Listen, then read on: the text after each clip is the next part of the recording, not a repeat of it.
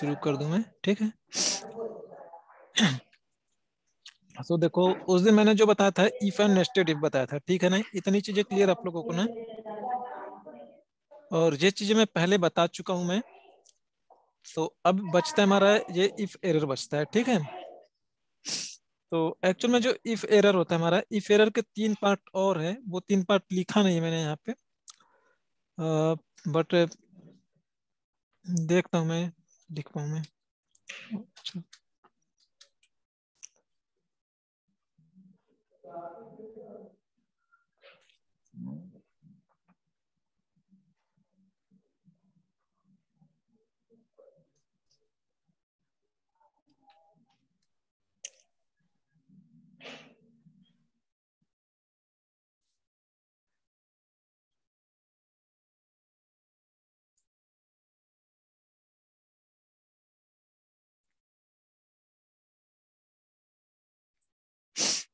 हम्म,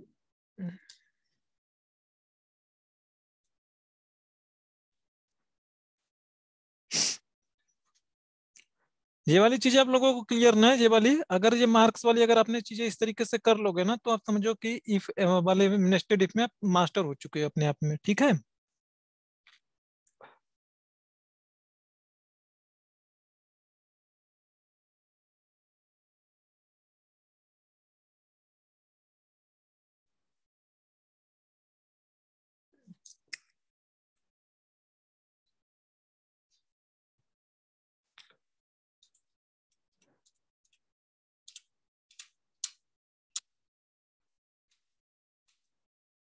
चलिए, यहाँ पे नहीं है, ठीक है भाई।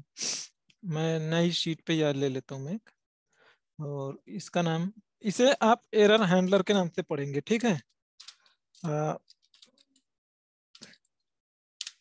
सो देखो, एक्सेल में हमारे पास 3 टाइप्स के एरर हैंडलर होते हैं। एक हमारा होता है, आप ऐसे जैसे लिखेंगे इफ एन ए।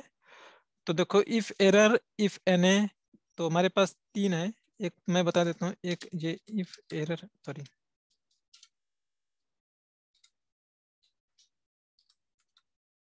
ये होता है इफ एरर। और जो तुम्हारा इफ एन ए होता है, और एक इज एन ए होता है। सो ये एक फंक्शन है। आप हमेशा याद रखना, किसी भी प्रोग्रामिंग लैंग्वेज में पढ़ो या किसी भी फील्ड में पढ़ो, फंक्शन जो होता है उसके पास एक ना ये स्क्वायर ब्रैकेट जरूर होता है, ठीक है। टेक्निकली लोग इसे बोलते हैं कि ये फंक्शन होगा तो हमारा आर्गुमेंट लेगा नहीं लेगा। तो अब ये चीजें समझ जाना कि अगर ये स्क्वायर ब्रैकेट के अंदर अगर हम कोई चीजें लिख रहे हैं, वही हमारा आर्गुमेंट है। तो कभी कभी आपसे ये चीजें पूछी जाएंगी इंटरव्यू में। कभी कभी इंटरव्यू में भी हो सकता है जो चीज आपसे पूछी जाए कि जो फंक्शन होता है वो करता क्या है, किस तरीके से वर्क करता है। तो बोलोगे ये जो हमारा फंक्शन होता है, वो एक आपसे आर्गुमेंट लेता है, या एक से ज्यादा भी लेता है, और आपको रिटर्न में कुछ वैल्यू देता है। रिटर्न मीन्स कि जैसे कभी कभी होगा कि वो नहीं भी लेगा, तो भी वो बाय डिफॉल्ट उसका जो भी सिस्टम होगा उसका आउटपुट देने के लिए, तो वो अपना आउटपुट देगा, ठीक है। जैसे मैं, ये मेरा टुडे का फंक्शन है, ये टुडे का फंक्शन है। तो देखो, इसमें कोई भी अंदर देने जरूरी नहीं है। तो ऐसे लिखा आपने, ऐसे क्लोज किया, तो ये आपको आउटपुट दे रहा है। इट मीन्स कि ये फंक्शन है। फंक्शन हमारा इसलिए है क्योंकि इसमें स्क्वायर ब्रैकेट लगा हुआ है। तो हर एक फंक्शन में स्क्वायर ब्रैकेट लगा होता है। चाहे वी लुकअप, चाहे इंडेक्स मैच की बात कर लो, चाहे सम का बात कर लो, सारे जितने भी चीजें हैं वो सारे फंक्शन है जिसमें आपको ये स्क्वायर ब्रैकेट लगा हुआ दिखाई देता है। और उसमें आप एन नंबर ऑफ पैरामीटर आप पास करते हैं, आर्गुमेंट आप कुछ भी कह लो, ठीक है। आर्गुमेंट एंड पैरामीटर सेम होता है। जब आप प्रोग्रामिंग लैंग्वेज में उसे जब प्रोग्राम लिखते हो यानी सोर्स कोड में, तो उसे पैरामीटर पैरामीटर बोलते हैं। और जब यहाँ पे आप एग्जीक्यूट करते हो तो उसे आप आर्गुमेंट बोलते हो। तो बोलने में कोई फर्क नहीं है। आप दोनों को एक ही बात बोलो, चाहे पैरामीटर बोलो चाहे आर्गुमेंट बोलो, दोनों भी चल जाता है। तो ये हमारा बिना मतलब किसी पैरामीटर का जो में रिटर्न करेगा वैल्यू। अब जैसे कि अगर आप सम देखो, तो देखो सम में आपको यहाँ पे पैरामीटर देना जरूरी है, ठीक है। अगर आप नहीं दोगे तो ये मना करेगा, ठीक है। तो देखो, कुछ फॉर्मूला हमारा होता है कि उसे एटलीस्ट 1 पैरामीटर चाहिए, ठीक है। तो आपने जैसे 1 और 2 दिया, तो इसका 3 बता देगा ये। कुछ आपको ऐसे ही फंक्शन मिलेंगे जो कि आपको उसमें ना पैरामीटर डिफाइन होंगे कि आपको इतने ही पैरामीटर देने हैं, ना उससे कम ना उससे ज्यादा। कुछ में होगा वो ऑप्शनल होगा। जैसे कुछ पैरामीटर की मैं बात करूं, तो जैसे अभी आगे हम पढ़ेंगे, मंथ का देख लो आप, या ईओ मंथ देखो, तो इसमें देखो ये दो पैरामीटर मांग रहा है, ये बोला है स्टार्ट डेट और मंथ, ये हमारा फंक्शन होता है एंड ऑफ मंथ। तो ये बताएगा, आपने इसमें कोई तारीख दे दो, जैसे सपोज करो आज कौन सी तारीख है, आज है 12/12 ना, तो 12/12, ओ सॉरी 12/12 और 2021 आपने ये लिखा, ठीक है। अब इस यानी कि अगर देखो मैं इसमें जीरो डालता हूं, तो यानी कि ये इसी मंथ की एंड ऑफ द डेट बताएगा। तो अगर मैं एंटर मारूं तो ये देखो बोलेगा ना 31 दिसंबर, ठीक। नंबर फॉर्मेट में इसे मैं चेंज कर देता हूं मैं। तो देखो इसने 31 दिसंबर बताया। तो अगर इसमें मैं -1 करूं तो ये पिछले वाले महीने की लास्ट डेट को लेके जाएगा। तो पिछले वाला मेरा महीना नवंबर का था, अभी दिसंबर का, तो एक महीना पीछे जाएगा। तो ये अब उस मंथ की लास्ट वाली जो तारीख है उसको बताएगा, यानी कि 30 नवंबर को बताएगा ये। तो ये एक फंक्शन है, इस फंक्शन को आप देखो तो ये इसमें मॉनिटरी कि इसमें दो पैरामीटर लेगा। तो इस तरीके से हमारे फंक्शन है, तो ऐसे ही हमारे ये भी फंक्शन है। अब इसे मैं प्रैक्टिकली दिखा रहा हूँ, इसका एक डिस्क्रिप्शन दूंगा मैं। तो जैसे जो इफ एरर है ना, तो इफ एरर में अगर कोई वैल्यू आएगी तो वो यहाँ पे करेक्ट उसका आंसर करेगा आपको, अदरवाइज ये एरर में आपने जो चीजें लिखे हो उसे देगा। जैसे सपोज करो एक एरर में, अभी तो मान लो आप प्रोग्राम कर रहे हो, अभी आप जान रहे हो कि मैं एरर क्या करने जा रहा हूँ। सपोज करो अगर मैं 2 को 0 से डिवाइड करूं तो क्या होगा, ये हमारा ये एरर देगा ना, किसी भी नंबर को आप 0 से डिवाइड नहीं कर पाओगे। तो अगर जैसे आपको ऐसा लगे, या जैसे मैं मान लो अभी तो मेरे पास यहाँ पे जो रेंज है A1 है, ठीक है। अगर मैं इसमें मैं रेंज में लिखूं A-10 या ऐसा कुछ मैं लिख दूं, कुछ मैंने ऐसा लिखा, तो देखो ये उसका नेम एरर बता रहा है कि जो ए है ये नाम ही गलत है भाई, वो उस पर वर्क नहीं कर पा रहा है। या कोई रेफरेंस में ऐसा लगा रहा हूं मैं, मैंने ए में से 10 घटा, तो मैंने अब रेफरेंस लगा रहा हूँ -A10, तो ये भी गलत ही है, तो इसे भी एरर बताएगा। अच्छा सॉरी, इसके आगे एक लग गया भाई।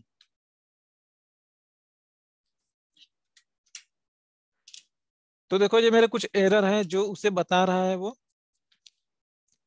तो ऐसे ही अगर मान लो देखो यहाँ पे इसने 0 बताया है, इसका नेम एरर बताया है, इसका डिवीजन काउंट बाई 0, और कुछ ऐसे ही हैं जैसे मैं मान लो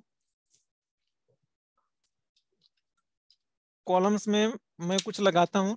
देखो कॉलम्स में हमें इस तरीके से देने होते हैं ना, ऐसे दो। लेकिन अगर मैं कॉलम्स में मैं कुछ उल्टा सीधा चीज दूं, मैं कॉलम में मैंने जैसे ए बी लिख दी या एस डी लिख दी, तो ये भी नेम एरर है। तो ये कुछ तरीके का एरर है, कुछ टाइप्स का ये एरर है। तो अब हम यहाँ पे तो आइडेंटिफाई कर पा रहे हो कि ये इसका एरर है, ये डिवीजन नॉट बाई का 0 है। लेकिन कुछ सिचुएशन ऐसी हो कि जो सकता है नाम का एरर हो या वो वैल्यू फाउंड फाउंड ना हुई हो, तो देन उसे आप कैसे टैकल करोगे। तो देखो ये वाला जो एरर है ये हर किसी एरर को अपने अंदर एक्सेप्ट कर लेगा और उस पर ऑपरेशन कर देगा।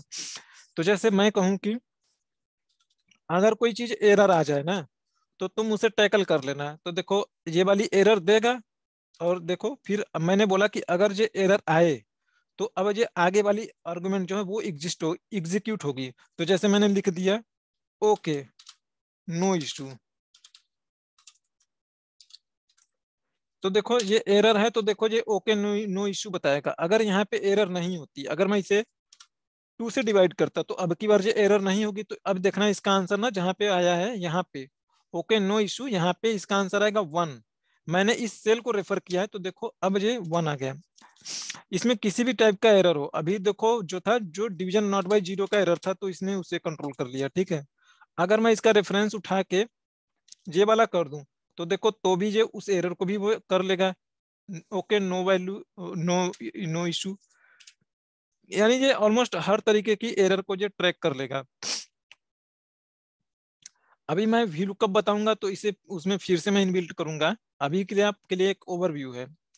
और जो इफ एन ए होता है, इफ एन ए जो होता है ये उस वाली वैल्यू पे वर्क करेगा जब उसका ना वैल्यू ना आपके मतलब डेटा में ना एग्जिस्ट करता हो। जैसे वी लुकअप आपने लगाया, वी लुकअप आपने लगाया और वी लुकअप में वो वैल्यू है ही नहीं, उस रेंज में है ही नहीं वैल्यू, तो हैश एन ए वाली एरर आती है।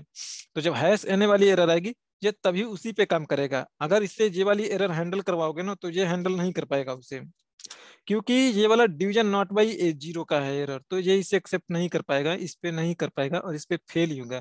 तो जैसे मैं मान लिखूं ओके नो इशू, सो देखना है जो इस पे इसे टैकल नहीं कर पाया इसने, ये खाली हैश एन को टैकल करेगा। तो देखो ये इसने इसी को उठा के दे दिया, जबकि ये एरर है, इस पे वर्क करना चाहिए। ये ये सिंगल होता है भाई, खाली ये बताएगा कि ये एन वाला एरर है क्या, होगा तो ट्रू बताएगा, नहीं होगा तो कोई नहीं, फिर ये फॉल्स बताएगा। तो देखो इसने फॉल्स बता दिया, ये हैश एन वाली एरर नहीं है। हैश एन वाली एरर मैं अगेन कहता हूँ, मैं आपको एक्सप्लेन करूंगा। मैं ये अभी के लिए खाली एक ओवरव्यू बताऊँ, उसमें एक एग्जांपल के साथ बहुत सारे एग्जांपल में इसे इंप्लीमेंट करूंगा मैं।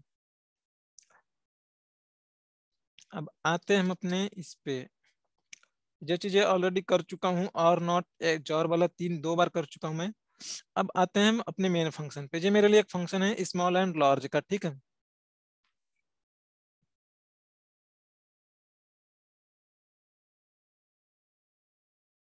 देखो जैसे अब शायद, अब मुझे लगता है आप लोगों में से कुछ लोग मैक्स मीन का फंक्शन जानते होंगे। तो देखो मेरे पास एक फंक्शन है, जैसे मैं कहूँ कि अगर मुझे ये चीज जाननी हो ना, कि सबसे बड़ी वैल्यू के बारे में, जैसे आपसे कहा जाए कि मुझे बताओ सबसे बड़ी वैल्यू कौन सी है इसमें से, तो हर कोई बड़े आसानी से बता पाएगा कि इसमें सबसे बड़ी वैल्यू कौन सी है।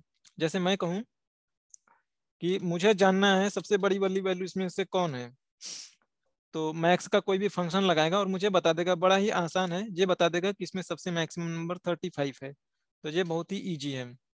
बट अगर आपसे ये बोला जाए ना कि इसमें सेकंड नंबर का सबसे मैक्स वैल्यू कौन सी है, मैक्सिमम वैल्यू कौन सी है, तो देन ये आपके लिए चैलेंजिंग होगा, ठीक है। सो अब हमारे अगर सेम उसी वे में आपसे ये चीजें पूछी जाए ना कि थर्ड नंबर की ना मैक्सिमम वैल्यू बताओ कौन सी है, तो देखो फर्स्ट नंबर की तो 35 हो गई, सेकंड नंबर की इसमें से कौन होगी, 35 के बाद सबसे बड़ी कौन है, 22 है। तो 23 बताएगा, सॉरी 23 बताएगा। सो अगर ऐसे ही आपसे तीसरे चौथे नंबर की वैल्यू पूछ जाए, या आपसे ये चीजें पूछी जाए ना कि टॉप की पहली दूसरी तीसरी चौथी पांचवी 5 वैल्यू बताओ जो सबसे बड़ी है, ठीक है, तो वो कैसे बताओगे आप। तो मेरे पास एक फंक्शन होता है लार्ज नंबर करके फंक्शन होता है। अच्छा एक चीज मैं और कहना चाहूँ कि मैं जो ऑफिस यूज कर रहा हूँ, आप अपना वो वाला वर्जन देख लेना, कौन सा वर्जन आप लोग यूज करते हो। यहाँ पे जाओगे आप, थोड़ा सा डिफरेंट होगा, मैं इसलिए आपको बता रहा हूँ मैं। वर्जन कहाँ मिलेगा यार,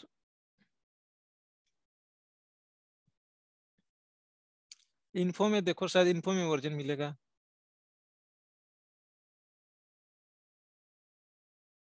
अकाउंट में, सॉरी अकाउंट में मिलता है भाई वर्जन, ठीक है।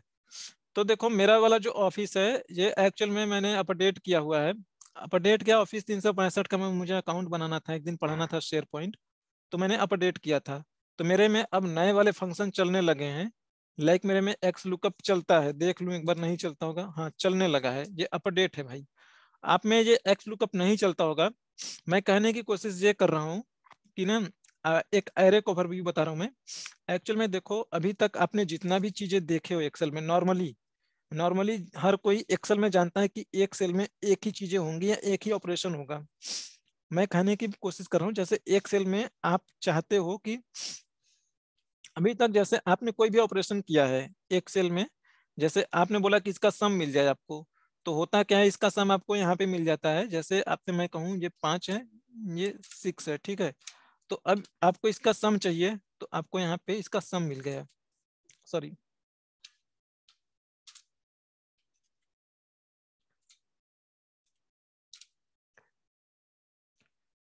देखो जैसे आप चाहते हो कि इसका सम मिल जाए, तो भाई आपको यहाँ पे इसका सम मिल गया। ये मिला है, ये मिला है यहाँ पे, मैं इसे हाईलाइट कर दे रहा हूँ मैं।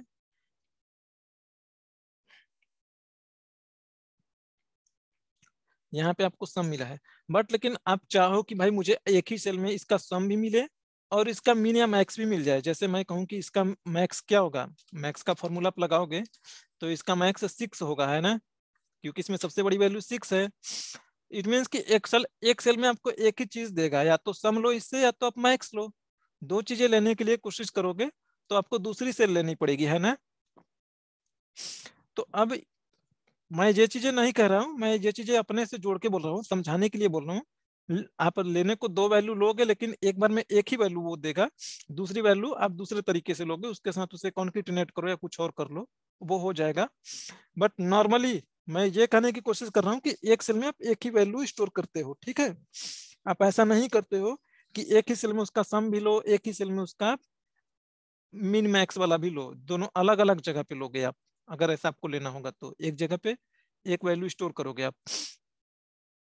तो अगर ये चीजें जो है, अब इसे ध्यान से देखो आप लोग थोड़ा सा, मैं इस फॉर्मूला को सेलेक्ट किया मैंने और F9 प्रेस किया मैंने। तो यहाँ पे जो सम है इस सेल में जिसे मैंने कलर किया हुआ है, यहाँ पे आपको एक ही वैल्यू दिखाई पड़ रही है, लेकिन उस वैल्यू के अंदर काफी सारी वैल्यू होंगी, उस पर ऑपरेशन होके वो एक वैल्यू बन रही है, जैसे सम होके वो एक वैल्यू बनी। तो इसमें देखो कितनी सारी वैल्यू है, F9 करो तो आप देखोगे जो 5 और 6 है ये स्क्वायर ब्रैकेट के अंदर है, यही हमारा एरे का कॉन्सेप्ट है, ठीक है। एरे का मतलब ये होता है कि काफी सारी जो वैल्यू है वो वैल्यू एक जगह पे कलेक्टेड है, लेकिन वो काफी सारी वैल्यू है। तो अगर किसी का एक्सेल ना 2365 नहीं होगा तो उसमें देखोगे तो कुछ ऐसा ही होगा। अब देखो एरे को एक दूसरे तरीके से और एक्सप्लेन कर रहा हूँ। ये वाला आपका रेंज है, यहाँ पे मान लो आपका डेटा है, इसे थोड़ा सा और मैं कलर करूँ, मैं समझो कोई बड़ी चीज नहीं है, खाली एक छोटा सा कॉन्सेप्ट है। और जैसे मुझे यहाँ पे रेफर करना होगा, सिंपली मैंने रेफर कर दिया 5, और मैं चाहूँ कि अब यहीं पे 6 को भी रेफर करूँ, तो एक ही जगह पे दोनों चीजें मैं नहीं दिखा पाऊंगा, एक जगह पे मैं एक ही चीजें दिखाऊंगा। बट लेकिन क्या हो अगर मैं दोनों को एक साथ ही रेफर करने की कोशिश करूं, देखो मैंने एंटर मारा तो देखो ये दो सेल में फैल चुका है, ये देखो दो सेल में फैला हुआ है, दोनों सेल हाईलाइटेड हैं। लेकिन अगर किसी का ऑफिस 365 नहीं होगा तो ये दोनों, ये यहाँ पे एक ही सेल में दिखाई पड़ेगी 5, दूसरे सेल में लेके जाने के लिए आप ऐसे ड्रैग करोगे माउस को, F2 करोगे और कंट्रोल शिफ्ट के साथ एंटर मारोगे। कंट्रोल शिफ्ट एंटर एक ही साथ में मारना है आपको।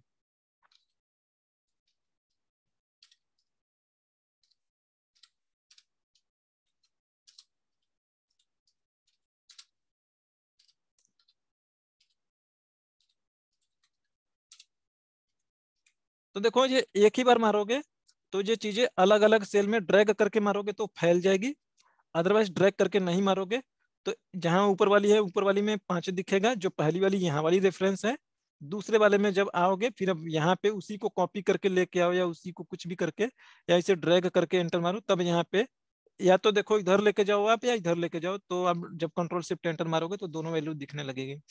एक चीज है इसमें और आप ध्यान से देखो, देखो ये तो देखो अब इसके आगे और पीछे स्क्वायर ब्रैकेट लग गया है, इसकी बात कर रहा हूँ मैं।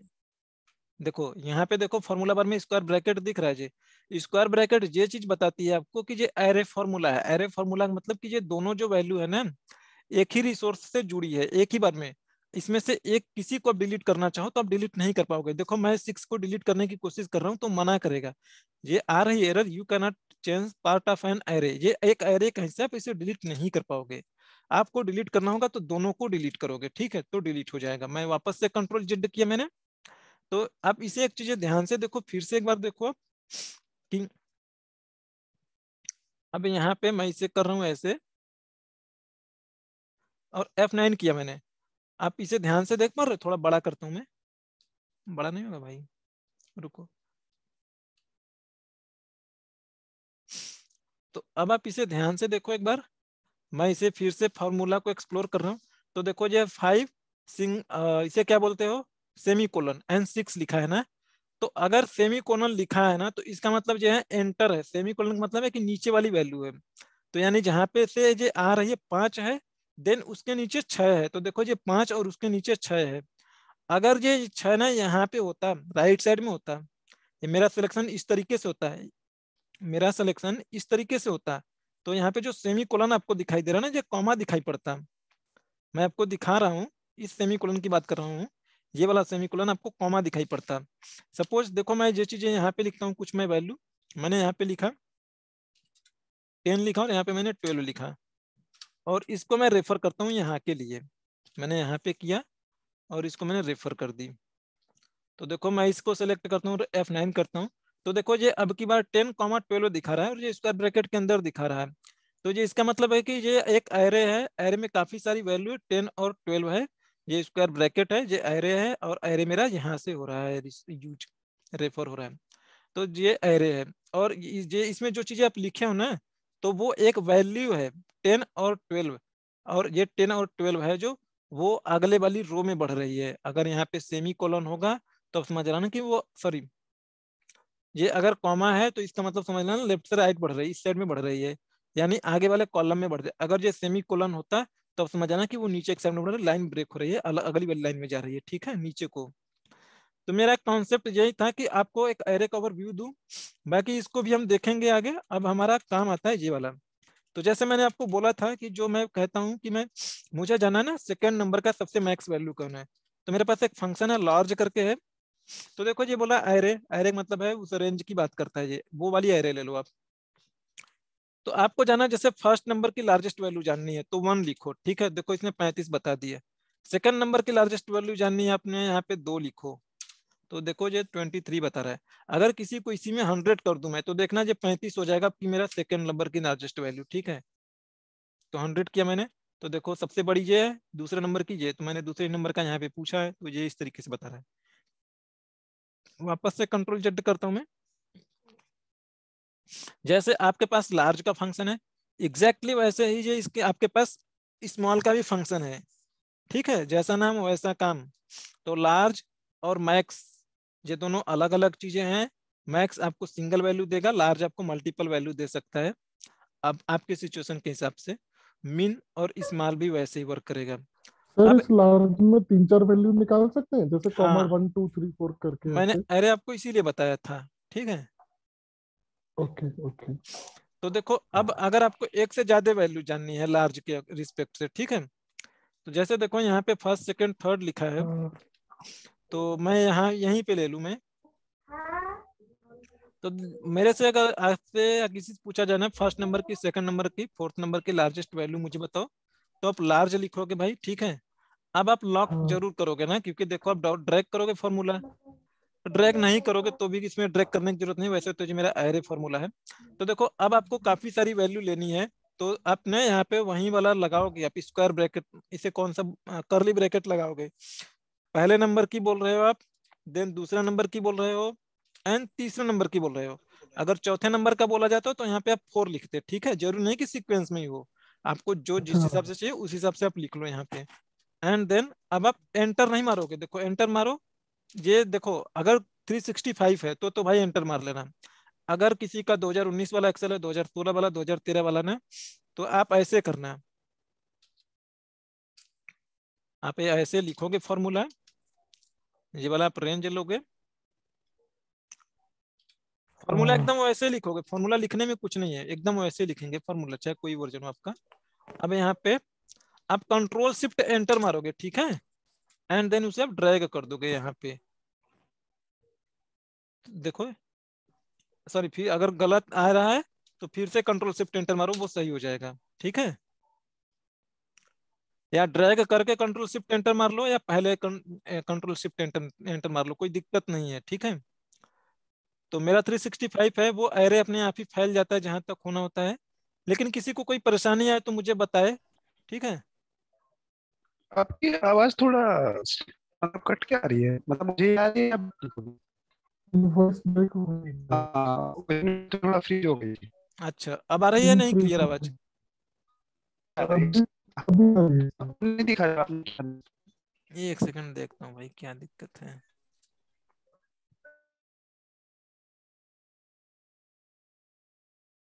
एक्स हाँ, लुकअप काम करता था वो 365 नहीं। वो वी लुकअप चल जाएगा, टाइप करोगे ना वी लुकअप, वो फॉर्मूला दिखा तो नहीं आएगा। Okay okay. मैं एक बार लास्ट ट्राई करता हूँ, लास्ट फॉर्मूला काम कर रहा है इसमें। लास्ट कर रहा हूँ, ओके। एरे सेलेक्ट किया, फिर से मैं वो नंबर डालो, 1 2, तो डालता हूँ 1 और 2, उसके बाद बस। मेरा तो 2019 है। हाँ, मेरा भी वही बच्चा स्टूडेंट पसंद है। मैं हाँ हाँ, ये मैंने होम में करना भी वही है, वही खाता है।